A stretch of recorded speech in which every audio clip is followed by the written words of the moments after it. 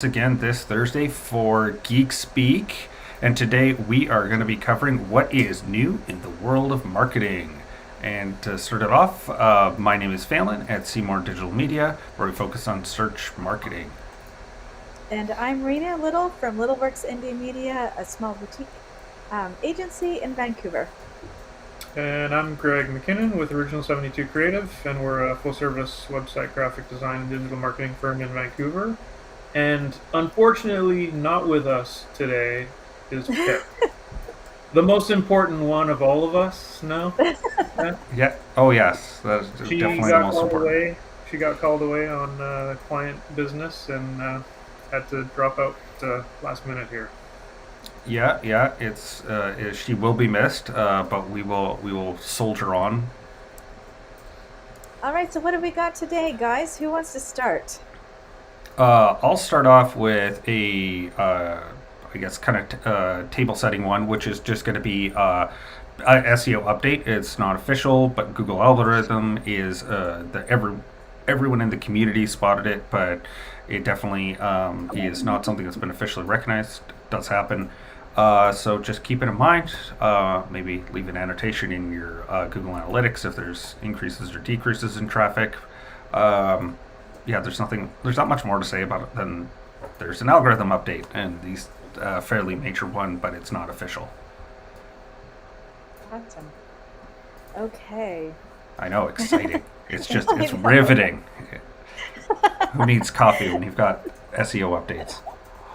That's right. And Uh-huh. is there anything else in SEO this week, or should we move into the website? Well, the other Yep. interesting news for the SEO is that Yoast has officially launched their Shopify app this week. Oh, So right. yeah, and so that is interesting.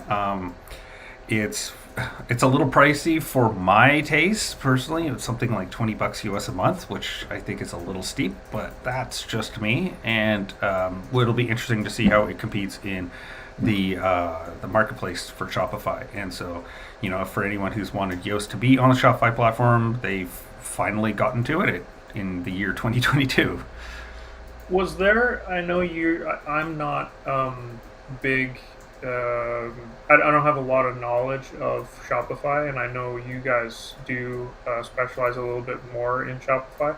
Mhm. Was there something before that worked well, or was there always something that needed to come, and finally Yoast is going to fill that for them?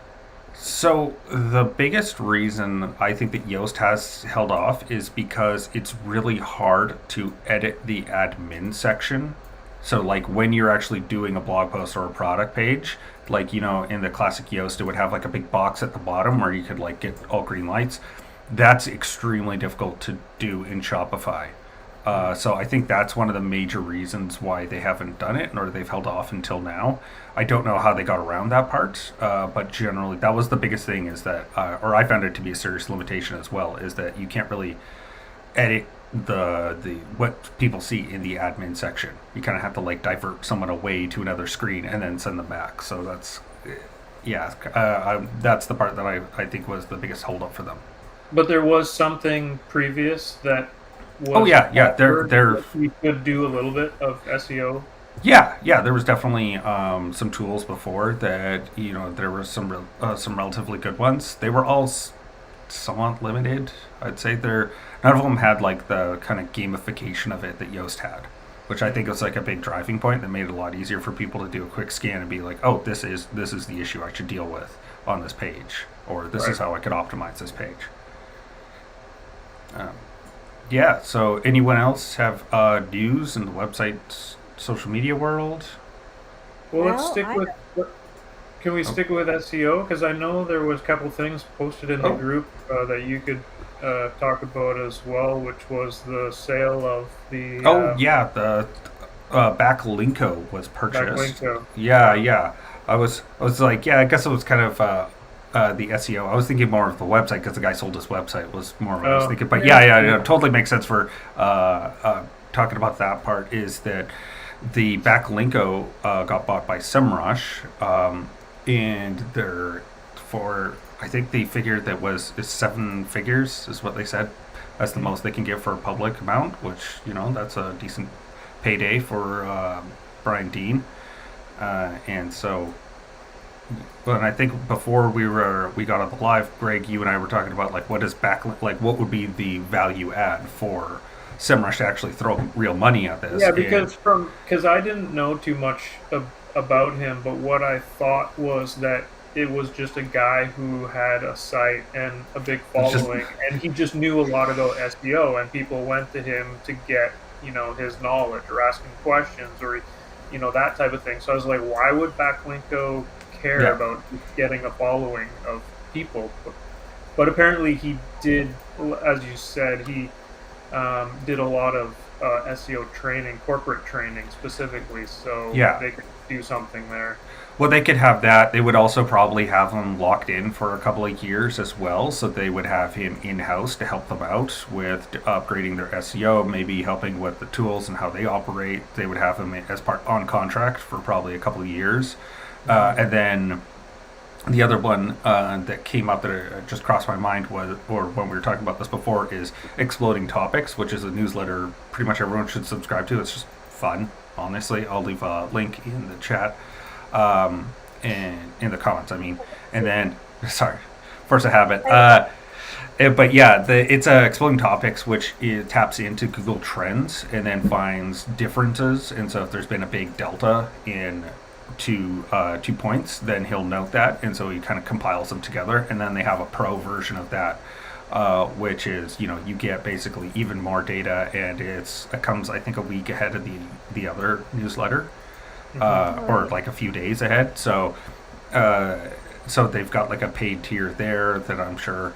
And plus, right now, it's everyone's acquisitions are happening all over the place. It's just a big general trend. And like just looking, and I guess that would kind of lead into one of the other ones that we could talk about with the Microsoft. This isn't directly in marketing, but it's definitely going to be a big shakeup. Is that Microsoft continues to acquire more companies because they have lots of money on hand, and everyone else is. So there's a lot of people that are kind of zombie companies where they're never going to get out from underneath the debts that they owe, and so Microsoft came along and purchased Activision Blizzard, which is one of the 2 main game manufacturers. Which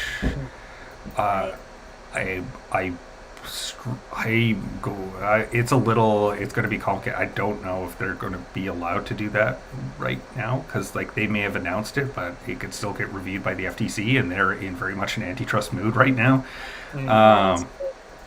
And it definitely feels like something that's closer to the Paramount decision, where a movie company can't also own the theater, so a video game manufacturer shouldn't be able to own the largest game studio, because that to me seems like that might cause some disincentives.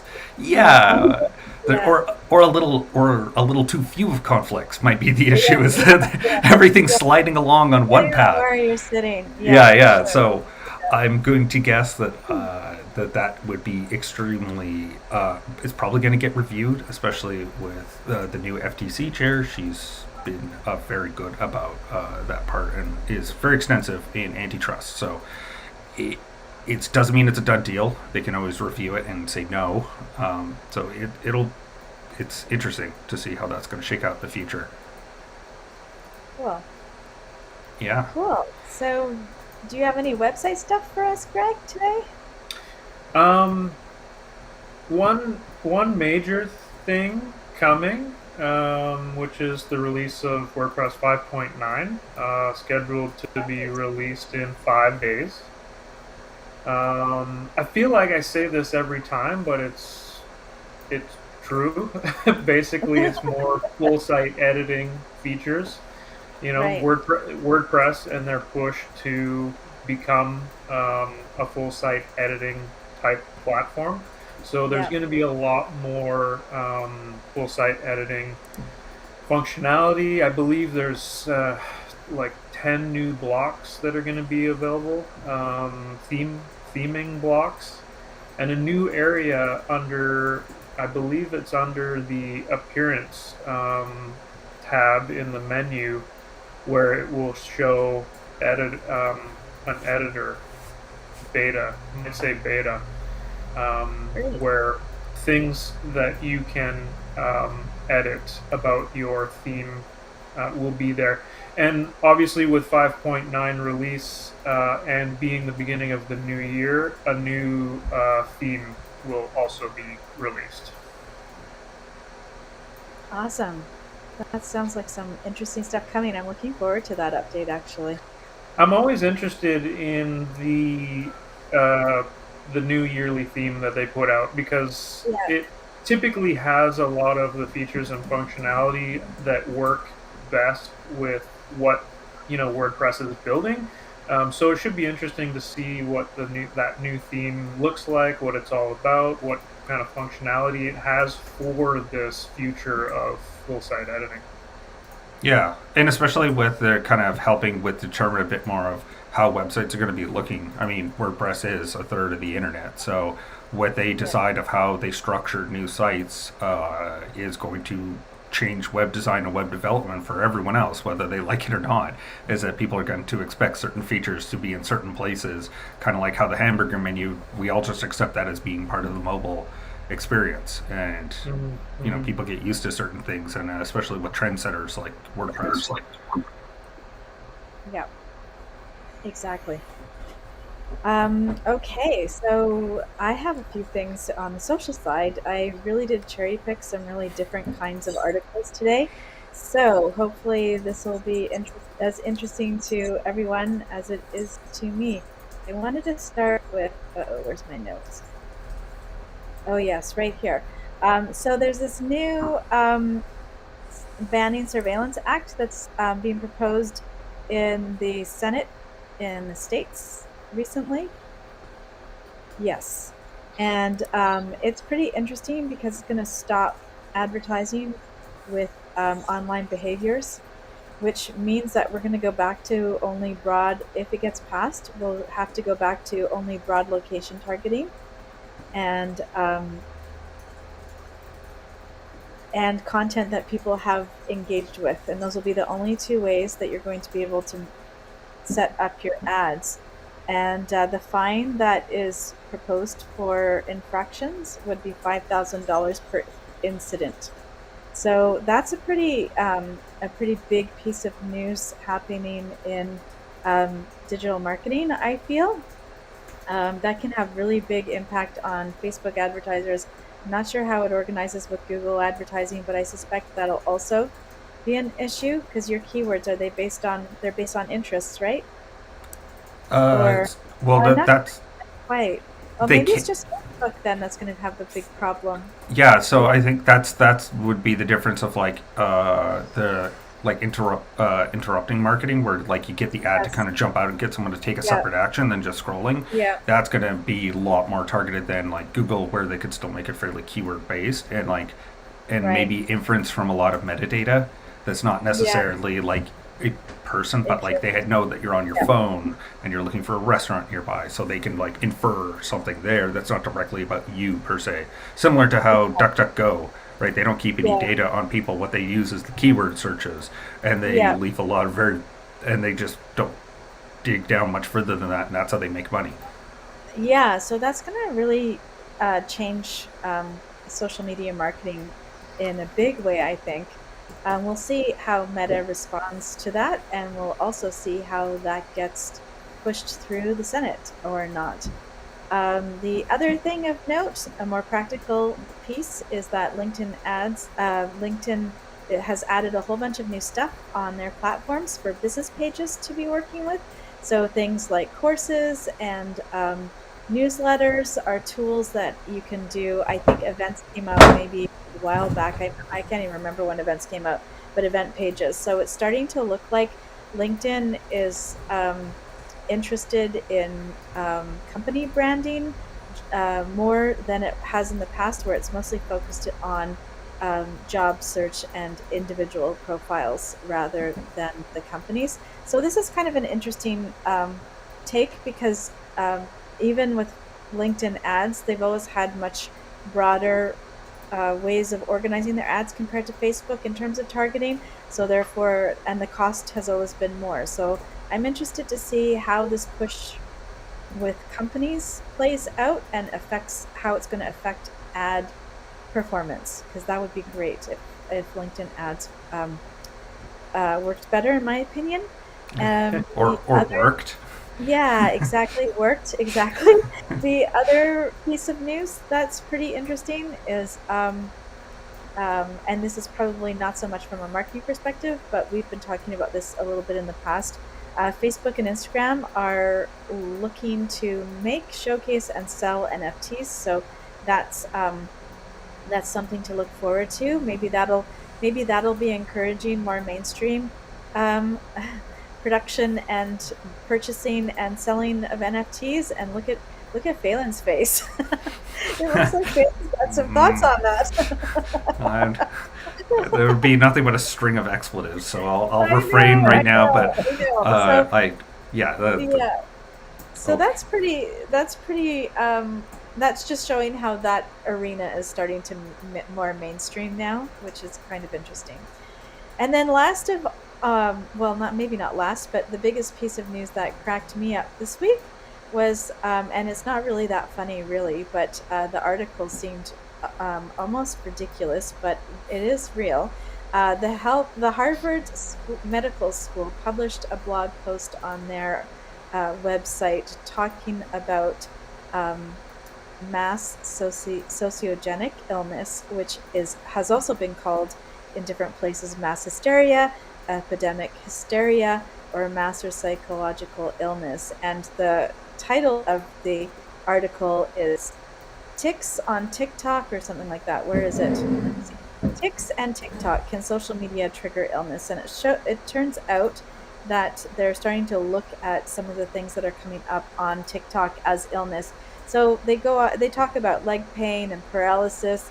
They also talk about nuns beginning to bite each other. That's where the ridiculousness sort of comes out. Like, I'm like, oh really? And then three schoolgirls begin laughing uncontrollably. I mean, we used to do that when I was a schoolgirl. yeah, Uh, yeah. but Kids have sometimes never laughed uncontrollably. I know, That is I know, absolutely a new thing. giggle fits ever. Giggle fits never existed. Yeah, I remember being sent to the principal's office for a giggle fit once, and then and it says when nearly 100 classmates develop the same problem, the school is forced to close down. So I just think that, social media, they do talk about social media trends and then social media, but to pathologize it, I'm not sure if that's going to be a new thing, or if it's an old thing that's becoming a new thing, and why is it specific to TikTok? Why are these things not happening elsewhere? And it just Well, opens. TikTok's the latest rage, right? So Yeah, and it's also, I guess, because it's mostly I mean, it's all video. That also has a different kind of way that we interact with it. 2 minutes of people's videos over and over again when you're scrolling is going to have a different effect than the way that we sort of consume media, even on Facebook, where we're clicking out or we're commenting. You know what I mean? Like, I think that the actions are quite different. so But what was the article saying that the illness? oops, I think yep. I we can't. lost Rena. No, Rena's No, voice there for a couple minutes, for a yeah, no, minute. sorry. you're all there. Everything's I'm good. Um, there. So, what was I the was question? I was gonna ask, did the articles mention that the this illness or people getting this condition, whatever they're saying it is, are the Yeah. people watching social media or the people Yeah. doing the social media? Um, oh, they don't really actually make that distinction. They just talk about people on TikTok. Oh, Yeah. that's that's nice So of them. They don't even it's one of just. those. So it's definitely, this is one of those things where we want to really distinguish the difference between research and a blog article. Just because a blog article is on the Harvard Medical School blog does not mean that it's actually finished being researched or that it is research. So there really is no conclusion here. It just sort of brings up these idea of, oh, wait a second. There's a section down here that I didn't quite get to. So the bottom line, let me just see what they said. Yeah, so they're talking about it in terms of like the context of the pandemic and the stress that's happening, and the hours that people are actually spending on TikTok. Mm. But really, the research hasn't really gotten too far to talk about that. But let me see if I can find that. Do you have anything else you want to talk about? And I will find the answer to that, whether or not it's the TikTokers or the Tick Watchers. Uh, TikTok watchers. so there's two things about Google Analytics related that we wanted to mention. So I did post it in the group that the EU is moving to ban Google Analytics, and that's for failure to be GDPR compliant. So that's one of those ones that devil is definitely going to be in the details. I don't know how that's going to look. Uh, Reading that article, it seemed like it was more about where the data was stored than the actual collection of the data. yeah, Because the EU specifies that the data, once the data is pulled out, like from and stored on like a US server and governed by a US yes, yeah. business, I guess it can be people can ask for that information.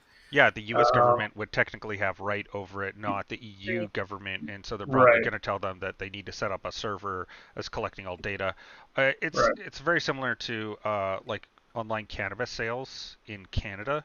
All of the Yeah. data needs to be stored in Canada. We can't have it be routed elsewhere because it violates like our privacy, like a whole bunch of hosts of stuff that like if the U.S. government got a hold of it, they could, it's not good that they would be able to have that. So it makes sense that they'd probably like the title's a little bit inflammatory. Like you could definitely tell they weren't going to ban it. They were just taking the maximalist position as like you are either going to comply or we're going to ban you, and then they were just going to say like, hey, we need you to do these things so that you're in compliance. The one thing that I thought about when I read that article you posted was the internet is worldwide, Yeah, and it really makes you think of how you distinguish a, an internet business.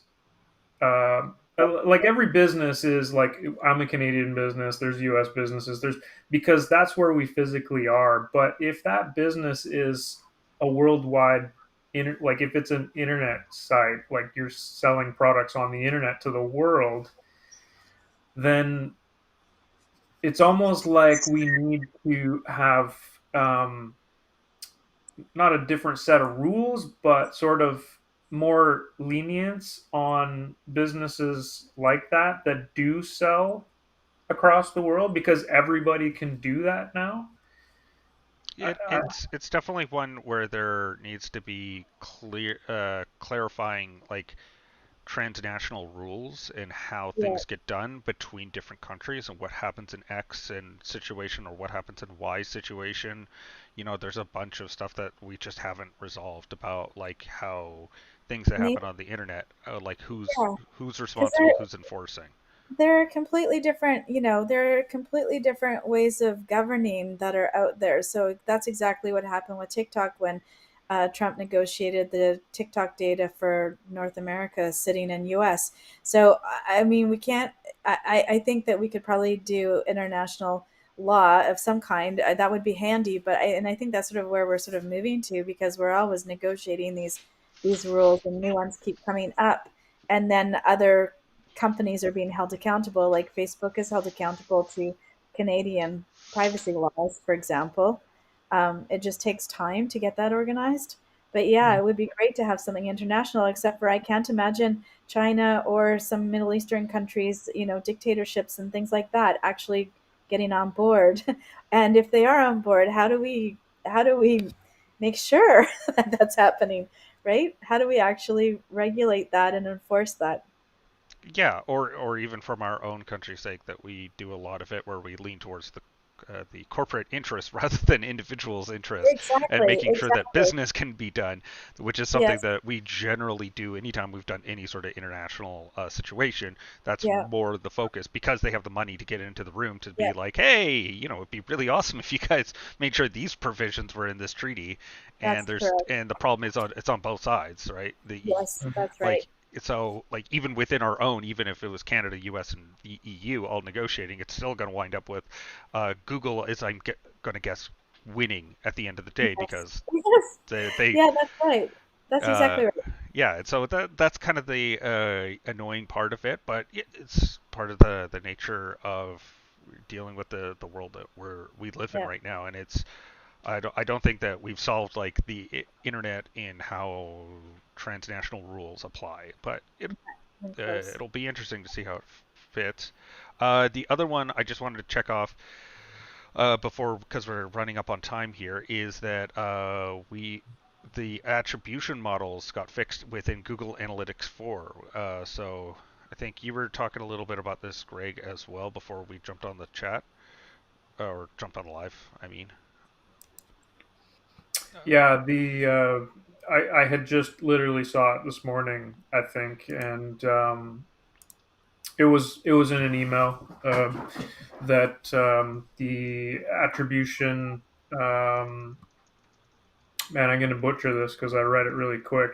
Basically, it's changing from the way that Google tracked you is by a click, I guess, or a single point of where the person came from, and this attribute model will be more sophisticated in following the progression of where the customer came from and went within your site. So the data will be more rich. That's yeah, excellent. That's super exciting. I love that. yeah, it was definitely it. It'll be interesting as they're building out, like, because this is supposed to be far more data driven and far more, AI focused on taking multiple points in the journey. So Mhm. I guess this is part of their plan to do that part. I was thinking about Facebook's issues with the iOS update and how that might be also triggered by Google Analytics 4 if they're trying to find you on multiple touch points, and if you're going through apps and anything like that, like how are they going to get around that part? Mm. So that will be interesting to see how that kind of shakes out and develops as it go. My understanding is that Google and Apple worked out a deal that they did a bit more of that like conversion API. Is my understanding, because I was wondering why Google wasn't getting affected by the iOS update, and it looks like they had negotiated like a way, and they kind of played ball with what Apple wanted to do, whereas Facebook didn't play ball, and so that's why they're having some issues with it. Mm. Right. Um, Interesting. Okay. I just wanted to follow up just before we oh yeah, close out yeah. that Of course, I was trying to buy you time for it. it is, yes, thank you. It is the viewers that are coming up with these ticks. So Ah, okay. So yeah, they're the ones getting hit with the dancing plagues. Is that's it a correct. thumb? Is it a thumb tick? I could see that the constant like. No, no, they're ticks. Like they're not repetitive stress. They're not related. That's why it's taken a while to figure it out. Yeah, yeah. Yeah. I'll Well, throw the article in the chat because it's just interesting.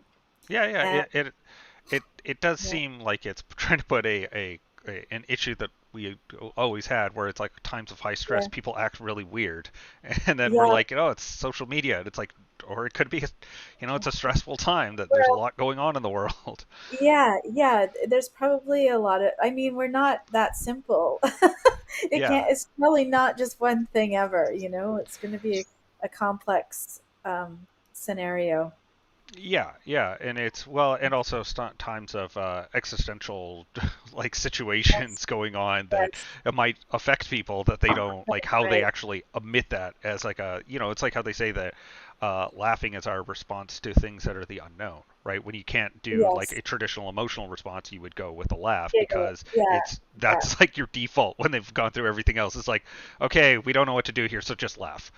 yeah. And actually, that is a proper stress response because if you look at animals, I've done some reading on this because when I used to go for my for my massage treatments right after being hit by a car, I used to have uncontrollable giggle fits, and that would yeah. And anyway, so the idea is that you need to shake the trauma out of your body, and giggling and crying are two ways that we shake trauma out of our bodies. Whereas if you look at animals, whenever they hit up, like have a physical trauma, they actually the first thing they do is stand up and shake it off. If you Mm. if you look at that, so it's not and it's not unusual. I don't think. Hmm. Yeah, Some of yeah, these other things, like the biting nuns, I think that's a little unusual. I'm not really sure about that. I want to look into what that is because, people who write these articles, sometimes they're just doing it for the yeah. click. I The gotta click, say though, just before we leave, that would be a great band name. the The biting nuns. Biting, the It biting would biting, be. nuts. It would be. biting or fighting? Biting. Biting. Oh, biting. BIT. Okay. Yeah. Uh, Yeah.